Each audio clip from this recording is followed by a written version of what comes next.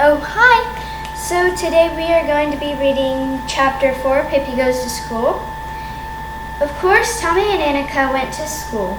Each morning at 8 o'clock they trotted off hand in hand, swinging their school bags. At that time, Pippi was usually grooming her horse or dressing Mr. Nelson in his little suit, or else she was taking her morning exercises, which now meant turning 43 somersaults in a row. Then she would sit down on the kitchen table and utterly happy, drink a large cup of coffee and eat a piece of bread and cheese. Tommy and Annika always looked longingly toward Villa Veluca as they started off to school. They would much rather have gone to play with Pippi. If only Pippi had been going to school too, that would have been something else again. Just think what fun we could have on the way home from school, said Tommy. Yes, and on the way to school too, said Annika. And the more they thought about it, the worse they felt to think that Pippi did not go to school. And at last they determined to try to pursue her to begin. You can't imagine what a nice teacher we have, said Tommy artfully to Pippi one afternoon.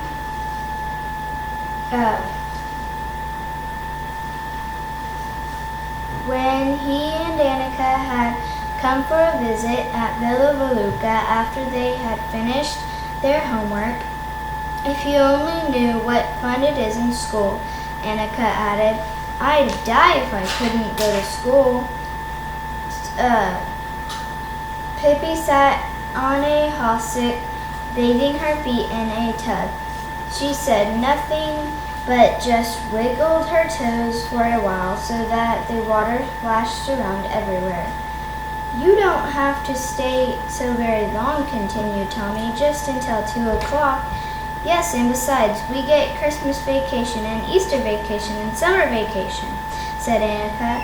Pippi bit her one big toe thoughtfully, but still said nothing. Suddenly, as if she had made some discussion, she poured all the water out on the kitchen floor so that Mr. Nelson, who sat near her playing with a mirror, got his pants absolutely soaked. It's not fair, said Pippi sternly, without paying any attention to Mr. Nelson's puzzled air about his wet pants. It is absolutely unfair. I don't intend to stand it. What's the matter now? Asked Tommy. In 4 months it will be Christmas, and then you'll have Christmas vacation. But what'll I get? Pippi's voice sounded sad. No Christmas vacation, not even the tiniest bit of a Christmas vacation, she complained. Something will have to be done about that. Tomorrow morning I'll begin school. Tommy and Annika clapped their hands with delight. Hooray! We'll wait for you outside our gate at 8 o'clock. Oh no, said Pippi, I can't begin as early as that, and besides, I'm going to ride to school. And ride she did, exactly at 10 o'clock.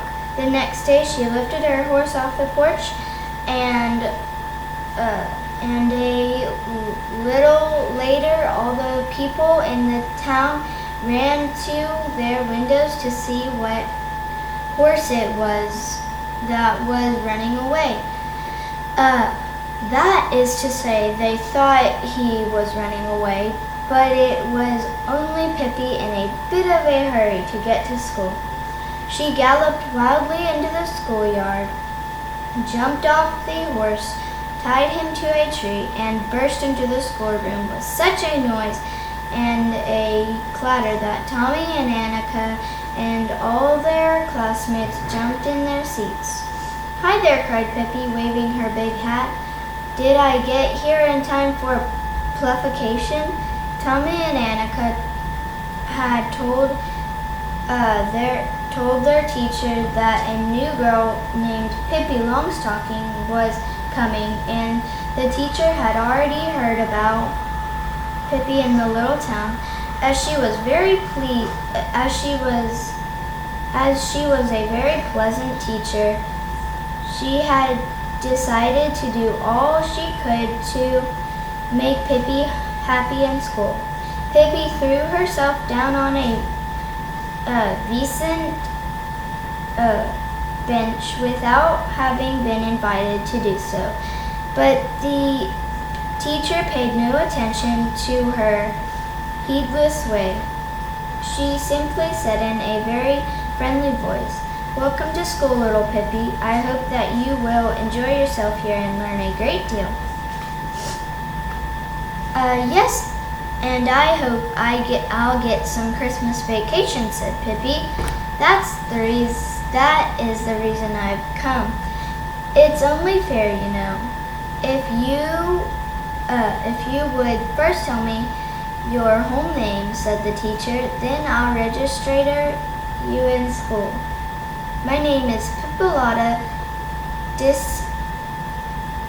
Delicasta Window Shade Mackerelman Alfred's daughter Longstocking, daughter of Captain Ephraim Longstocking, formerly the terror of the sea, now a cannibal king. Pippi is Pippi is only a nickname because Papa thought that Pipilata was too long to say." "Indeed," said the teacher. "Well then, we shall call you Pippi too. But now," she continued, "suppose we test you a little and see what you know. You are a big girl and no doubt know a great deal already. Let us begin with arithmetic. Pippi, can you tell me what 7 and 5 are?" Pippi, astonished and dismayed, looked at her. She said, "Well, if you don't know that yourself, you needn't think I'm going to tell you." All the children stared in horror at Pippi, and the teacher explained that one couldn't answer that way in school. "I beg your pardon," said Pippi contritely. I didn't know that. I won't do it again." No, let us hope not," said the teacher. "And now I will tell you that 7 and 5 are 12. "See that?" said Pippi. "You know it yourself. Why are you asking then?" The teacher decided to act as if nothing unusual were happening and went on with her examen. "Well now, Pippi, how much do you think 8 and 4 are?" "Oh, about 67, hazarded Pippi. "Of course not," said the teacher. 8 and 4 are 12. "Well now, really, my dear little woman," said Pippi, "that is carrying things too far. You just said that 7 and 5 are 12. There should be some rhyme and reason to things even in school. Furthermore, if you are so childishly interested in that foolishness, why don't you sit down in a corner all by yourself and do arithmetic and leave us alone so we can play tag?" The teacher decided there was no point in trying to teach Pippi any more arithmetic. She began to ask the other children the arithmetic questions. "Can Tommy answer this one?" she asked. "If Lisa has 7 apples and Axel has 9 apples, how many apples do they have together?" "Yes, Yes, you tell Tommy, Pippi interrupted. And you tell me if Lisa gets a stomachache and Axel gets more stomachache. Whose fault is it, and where did they get hold of the apples in the first place?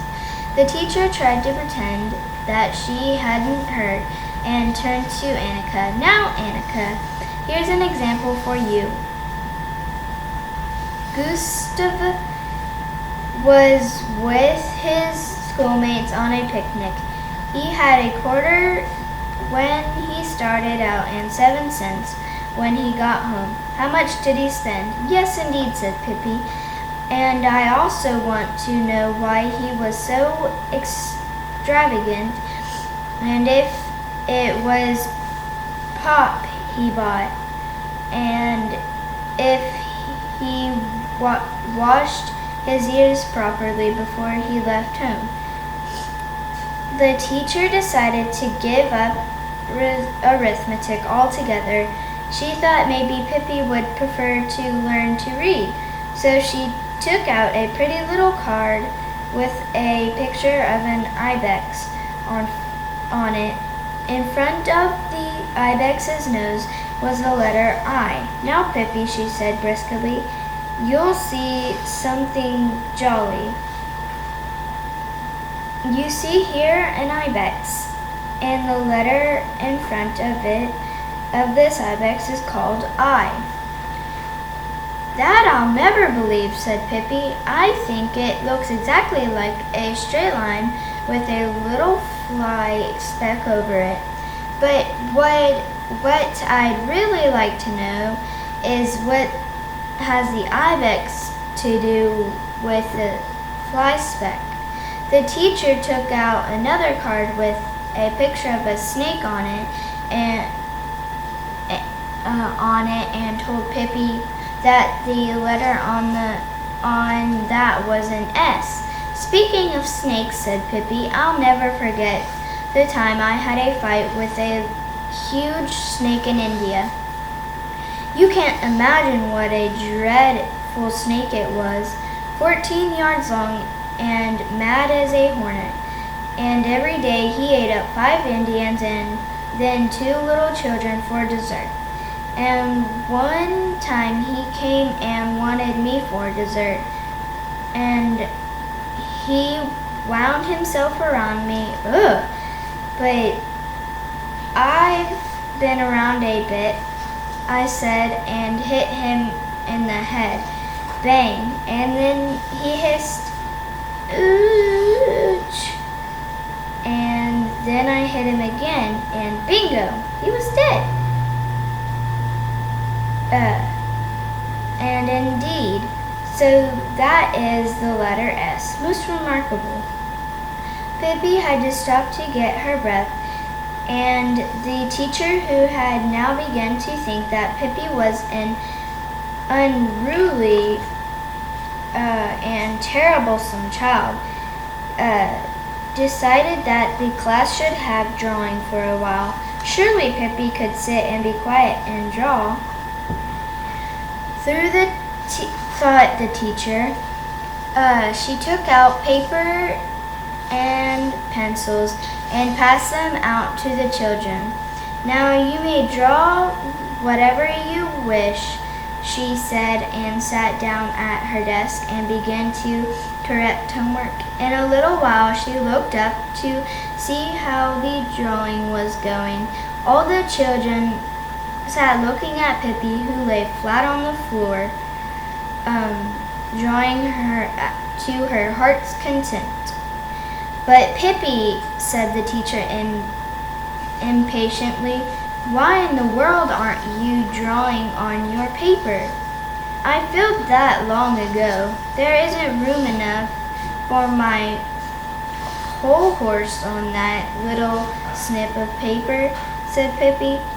Just now I am working on his front legs, but when I get to his tail, I guess I have to go out in the hall. The teacher thought hard for a while. Suppose instead we all sing a little song, she suggested. All the children stood up by their seats except Pippi. She stayed where she was on the floor. You go ahead and sing, she said. I'll rest myself a while. Too much learning breaks even the healthiest. But now the teacher's patience came to an end. Here's the picture.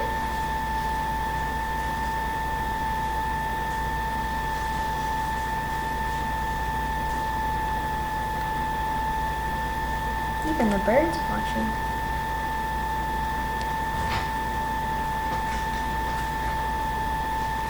She told all the children to go out into the yard so she could talk to Pippi alone. When the teacher and Pippi were alone, Pippi got up and walked to the desk. Do you know what? She said. It was awfully joy to come to school and to find out what it was like, but I don't think I care about going to school anymore. Christmas vacation or no Christmas vacation, there's altogether too many apples and ibexes and snakes and things like that. It makes me dizzy in the head. I hope that you, teacher, won't be sorry. But the teacher said she certainly was sorry, most of all because Pippi wouldn't behave decently, and that any girl who acted as badly as Pippi wouldn't be allowed to go to school even if she wanted to ever so. I have behaved badly, asked Pippi. Have I behaved badly, asked Pippi, much astonished. Goodness, I did not know that, she added, and looked very sad, and nobody could look as sad as Pippi when she was sad. She stood silent for a while, and then she said in a trembling voice, You understand, teacher, don't you, that when you have a mother who's an angel and a father who's a cannibal king, and when you have sailed on the ocean all your whole life, then you don't know just how to behave in school with all the apples and ibexes. Then the teacher said she understood and didn't feel annoyed with Pippi any longer, and maybe Pippi could come back to school when she was a little older. Pippi positively beamed with delight. I think you are awfully nice, teacher. And there is something for you. And here is something for you.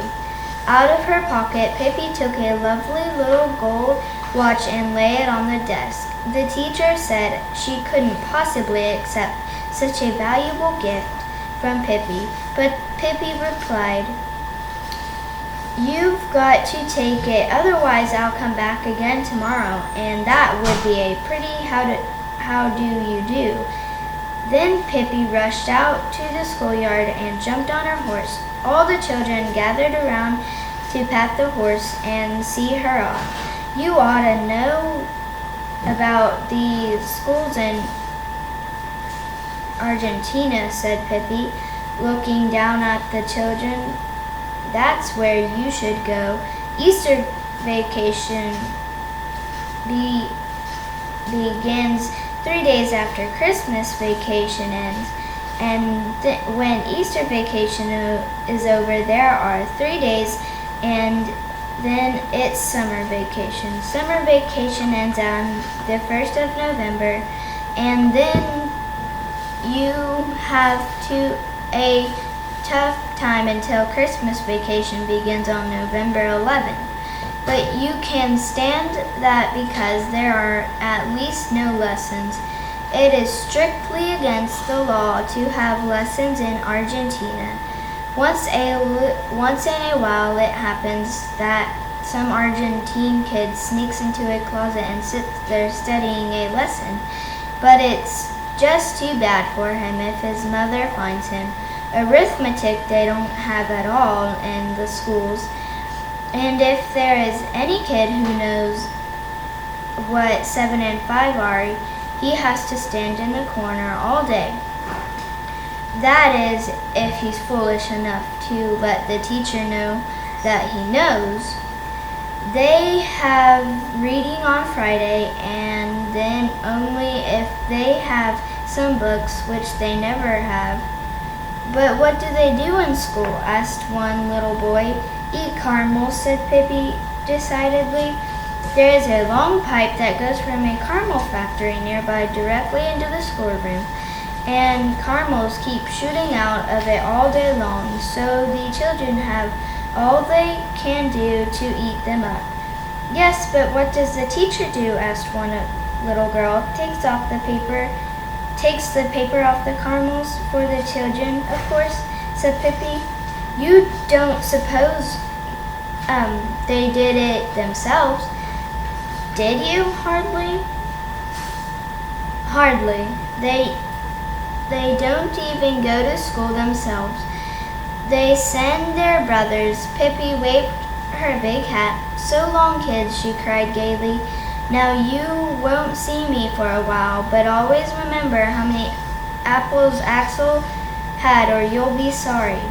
With a ringing laugh, Pippi rode out through the gate so wildly that the pebbles whirled round the horses' hooves, and at the window panes rattled in the schoolhouse. So hold on, let me show you the chapter 1 picture.